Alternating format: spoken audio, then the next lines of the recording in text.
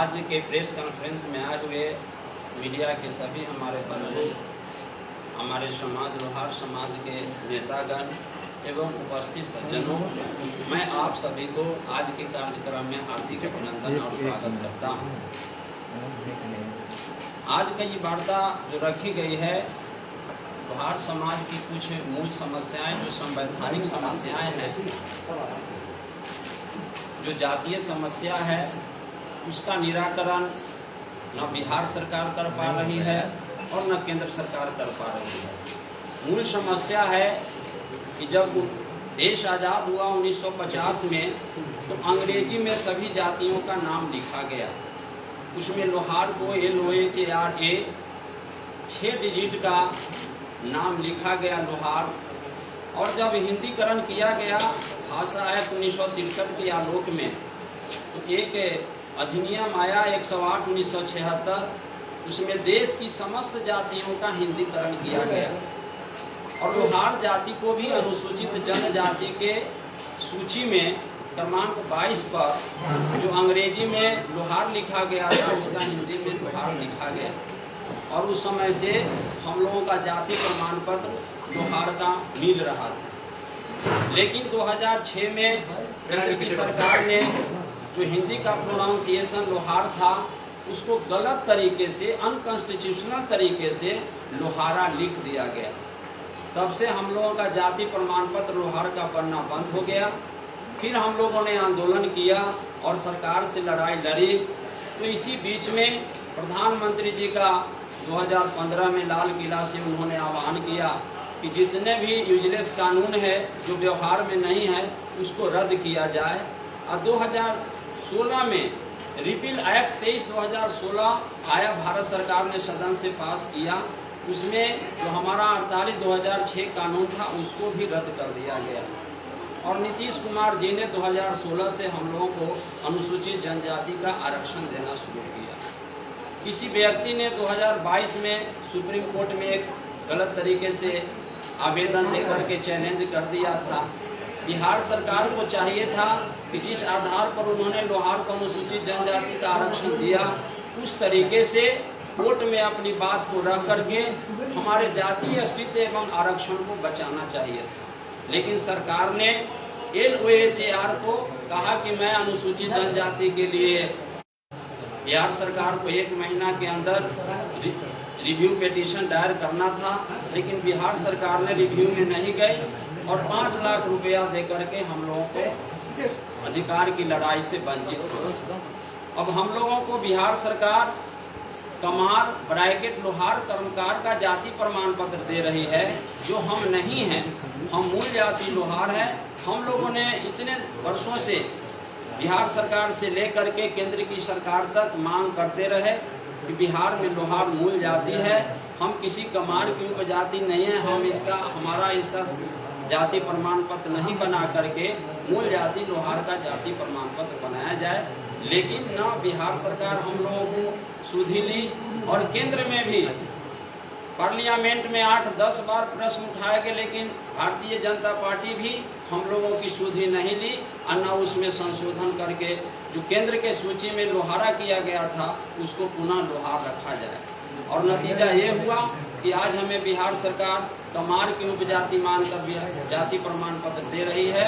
न केंद्र सरकार हमारा संशोधन किया और न बिहार सरकार। अभी भाजपा के कार्यालय में भी हम लोगों ने मीटिंग किया। दिलीप जायसवाल थे, सम्राट चौधरी से, जनक चमार, सारे लोगों से मिलकर के हम लोगों ने बात रखी, लेकिन किसी ने सुधी नहीं ली। आज पूरे बिहार के लोहार ने निर्णय लिया है कि जब बिहार सरकार हो या केंद्र सरकार, अगर उन्होंने लोहारों को हक अधिकार के लिए उन्होंने सामने नहीं आया, मूल समस्या का उन्होंने निदान नहीं किया, तो पूरा बिहार का लोहार NDA गठबंधन है, उसको वोट का बहिष्कार करेगा इस चुनाव में और उनको कड़ी चुनौती दे करके उनको सत्ता से बाहर करने का काम करेगा। क्या इस चुनाव में आपके लिए कोई भी सरकार है जो इस मुद्दे पर चर्चा की है? आप पक्ष कर लीजिए, विपक्ष करेंगे जी। किसी ने आपके मुद्दे को उठाया है इस चुनाव में? उठाने के लिए उठाया, पार्लियामेंट में उठाने के लिए उठाया, विधानसभा में भी, लेकिन न यहाँ कि राज्य सरकार उसमें सूधी ली और न केंद्र सरकार सूधी ली। हमारा मामला ज्यों का त्यों रह गया और आज हमें जात बदल करके जाति प्रमाण पत्र दिया जा रहा है, जिसका पूरे बिहार का लोहार विरोध कर रहा है। क्या नाम है आपका?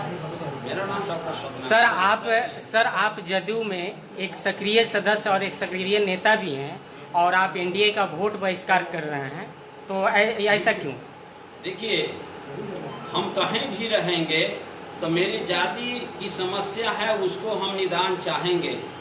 अगर हम जात का प्रतिनिधित्व करते हैं, अगर जाति की समस्या है तो हम किससे रखेंगे? सरकारें से न रखेंगे। अगर सरकार हमारी भी आबादी 40 लाख है, अगर 40 लाख का वोट लेने के लिए आपने अपना प्रतिनिधि बनाया है, पार्टी में रखा है, तो हमारी समस्या का निदान नहीं होगा तो पार्टी को हम किस मुंह से कहेंगे कि आप इनको वोट दीजिए? फिर तो आदमी उसका बहिष्कार करेगा ना। ठीक है सर। आपके समाज के कितने लोग चुनाव लड़ रहे हैं या टिकट मिला है कि नहीं मिला? मैं एक भी टिकट नहीं मिला है हम लोगों के समाज को। 78 बरस हो गए, किसी पार्टी ने इस जाति को एक टिकट नहीं देने का काम किया है और केवल वोट लेने का काम किया है। ये भी हमारी समस्या है। ठगा हुआ महसूस कर रहे हैं आप? बिल्कुल हम लोग ठगा हुआ महसूस कर रहे हैं वर्तमान सरकार से। तो नहीं लगता है कि आपको इसकी पहल करनी चाहिए थी, आप समाज के लोगों को पार्टी पे दबाव देके टिकट दिलवाना चाहिए था? बहुत प्रयास किया गया, रैली किया गया, आंदोलन किया गया, मसाल जुलूस निकाला गया, मिल करके कहा गया, 100 आवेदन हम लोग दिए सब जगह, लेकिन कोई सुनवाई नहीं है। क्योंकि मेरा प्रतिनिधित्व तो नहीं है, इसलिए हमें इग्नोर किया जा रहा है। असर क्या दिखेगा इस चुनाव में? आप बोलते यहीं से शुरू हो जाइए, असर क्या दिखेगा? हाँ। देखिए, आज का आप लोगों को जो बुलाया गया है यहाँ, हम लोग जो पीसी कर रहे हैं, इसका साफ उद्देश्य है, अभी हमारे बड़े भाई डॉक्टर सत्यनारायण शर्मा आप लोगों को जो बताए, तो असर क्या करेगा, ये असर डालने ही के लिए आप लोगों को बुलाए और आप लोगों से हम वार्ता कर रहे हैं। घटना इन्होंने बताया कि हम लोहार जाति के साथ कैसे कैसे सरकार ने चीट किया है, कैसे कैसे हम लोगों को ठगा गया है। हम संवैधानिक रूप से अनुसूचित जनजाति के हकदार हैं। बिहार सरकार, जैसा भाई साहब ने बताया कि भारत सरकार ने कुछ ऐसे कानून निरस्त किए जिसके वजह से हम लोगों का जो संवैधानिक मामला था और हमारा जो हमारे लड़ाई लड़ने वाले हमारे स्वजाति लीडर थे, उन लोगों की लड़ाई के बल पर हम लोगों को 2016 से अस्थायी रूप से अनुसूचित जनजाति का सारी सुविधा बिहार सरकार देना शुरू किया।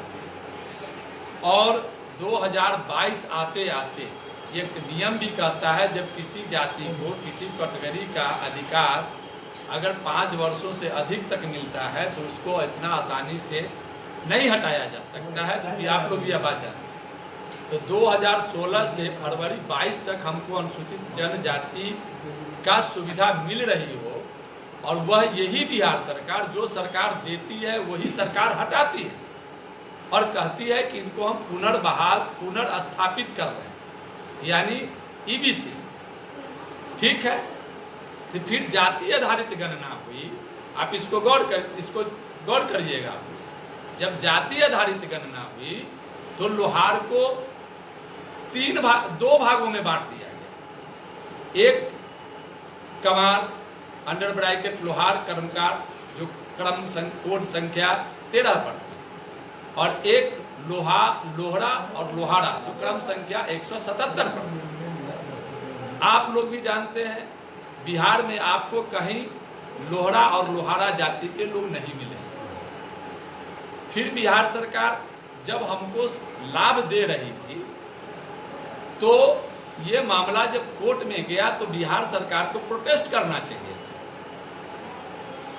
अभी इन्होंने बताया कि 1 महीने का वक्त बिहार सरकार को सुप्रीम कोर्ट ने दिया था, जबकि एक मामला है उस पर बता दें कि वह schedule caste schedule tribes act से जुड़ा हुआ मामला। ये हम लोग इतनी उम्र हो गई, हम लोगों ने अभी तक देखा कि व्यवहार न्यायालय से ज्यादा वो हाई कोर्ट तक जाता है। मेरे मामला में 310 का मामला सुप्रीम कोर्ट कैसे चला गया, ये सबसे पहले जांच का विषय। आप लोग भी जानते हैं कि हरिजन एक्ट कभी सुप्रीम कोर्ट से आपने सुना है कि उसका डिस्पोजल हुआ हो? हाई कोर्ट से होता है। लेकिन ये सुप्रीम कोर्ट में लोहार का मामला प्रथम बार इतिहास में है कि सुप्रीम कोर्ट गया और उसको बिहार सरकार से जोड़ दिया गया और बिहार सरकार ने उसको एक्सेप्ट करते हुए 5 लाख रुपया दंड स्वरूप भरा भी और हम लोगों को अनुसूचित जनजाति के लाभ से वंचित कर दिया। जब बिहार 5 लाख रुपया दंड भरने से पहले जब मामला सुप्रीम कोर्ट में गया तो क्या बिहार सरकार लोहार के किसी संगठन को इसका संदेश दिया? नहीं, उसमें बिहार सरकार का कोई संगठन से इसका ताल्लुकात नहीं था, इसलिए उसने कोई नोटिस भी नहीं किया। सुप्रीम कोर्ट से लोहार संगठन को कोई नोटिस आया? नहीं, वो मैं बता रहा हूँ ना आपसे पूछने से पहले कि वो नोटिस करना चाहिए, लेकिन उनका कहना था कि चूंकि संगठन का केस नहीं था, उस पर बड़े भाई ये गए भी थे दिल्ली इंटरवेनर करने उसमें, लेकिन उसने एक्सेप्ट नहीं किया कि चूंकि किसी संगठन से जुड़ा हुआ नहीं था, ये मामला अब नाम ही ले लेते हैं, सुनील लाल भट्ट से बिहार सरकार बना दिया गया। तो हम लोग का मानना है कि सुप्रीम कोर्ट ये बात नहीं जाती, तो ये आप लोग समझ गए। अब आइए कि हम वोट में हम एनडीए के विपक्ष में क्यों जाना चाहते हैं। तो लगातार जब आपने इनसे पूछा, हम लोग जेडीयू के लोग रहे और जदयू में रह के हम लोगों ने प्रयास किया कि हमारी जो सच्चाई है वो माननीय मुख्यमंत्री तक जाए। माननीय मुख्यमंत्री जी ने मिलने से साफ इनकार कर दिया और उनके जो प्रदेश कार्यालय के और लीडर हैं या मंत्री लोग हैं, उन लोगों ने सुना भी नहीं और सीधे कहा कि लोहार तो अनुसूचित जनजाति में नहीं होना चाहिए। ठीक है, और वही सरकार दे भी रही और उन्हीं के मंत्री लोग, उन्हीं के नेता लोग, पार्टी के लोग बोल रहे हैं, तो कभी मतलब इग्नोर किया गया। उसके बाद आपको हम बाय डेट बता रहे हैं, 2 जून को भारतीय जनता पार्टी ने हम लोग नहीं उनको ये किया। इससे पहले भले ही हम लोग का मिलना जुलना लगा रहा, अपनी बात हम लोग पहुंचाते रहे, फोरम है भाई, पार्टियां हैं, सरकार में शामिल है तो फोरम है वो वहीं जाना है। लेकिन 2 जून को दिलीप जायसवाल जी ने एक बैठक बुलाई, माननीय प्रदेश अध्यक्ष भारतीय जनता पार्टी के, और हम करीब 500 से अधिक संख्या में उपस्थित हुए। हम लोगों ने अपनी बात बताई, उन्होंने कहा कि आपकी बात हम पहुंचाने का प्रयास करते हैं सरकार तक, और एक उन्होंने हम लोगों की बैठक तय कर दी माननीय उप मुख्यमंत्री सम्राट चौधरी जी के साथ, जो 16 जून को। उसमें से लोगों हुआ कि सिर्फ आप प्रतिनिधि मंडल लोग मिलिए, फिर भी हम लोग उस दिन 30 लोग थे और माननीय सम्राट चौधरी जी जो उप मुख्यमंत्री हैं, उनके आवास पर, उनके आवासीय कार्यालय पर हम लोगों की बैठक होती है। बैठक में हम लोगों को कुछ आश्वासन देते हैं। वो कहते हैं कि आपका जो मामला है, चूंकि कोर्ट में गया था तो थोड़ा सा इसको लीगल जानकारी प्राप्त करने की जरूरत है। 1 सप्ताह में हम इस पर, हम लोगों का भी एक ये था, समय सीमा था कि चुनाव आने वाला है, आचार संहिता लगने से पहले हम लोगों का समस्या का समाधान करिए।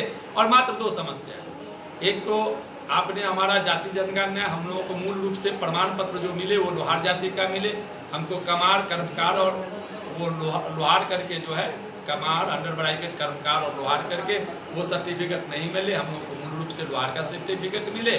और शेड्यूल ट्राइब्स का मामला जो है हम लोगों का, वो आप अपनी सरकार से दिखवा लीजिए और पुनर्बहाल कर दीजिए, इससे ज़्यादा हमको क्या मांगना है। तो उन्होंने 1 सप्ताह का समय दिया। हम लोगों से 2-3 दिन तक वार्ता भी हुई, लेकिन उन्होंने एक लाइन में उसको खारिज कर दिया, हम लोगों से बातचीत करना बंद कर दिया। तो अब आप ही बताइए, उनको हमारी वोट की जरूरत है ही नहीं, तो हम उनको जबरदस्ती वोट क्यों देंगे? हम कोई अपना रास्ता तलाशेंगे। हाँ, वही 2 की लीगल का मतलब यही होता है कि उन्होंने कहा कि वकील रख के हम इस पर बात करेंगे, और हमने कहा था कि हमारे भी वकील होंगे। तो अब इधर हम लोगों ने तय किया है कि पूरे बिहार के 243 विधानसभा क्षेत्रों में एनडीए के उम्मीदवार को हराना है।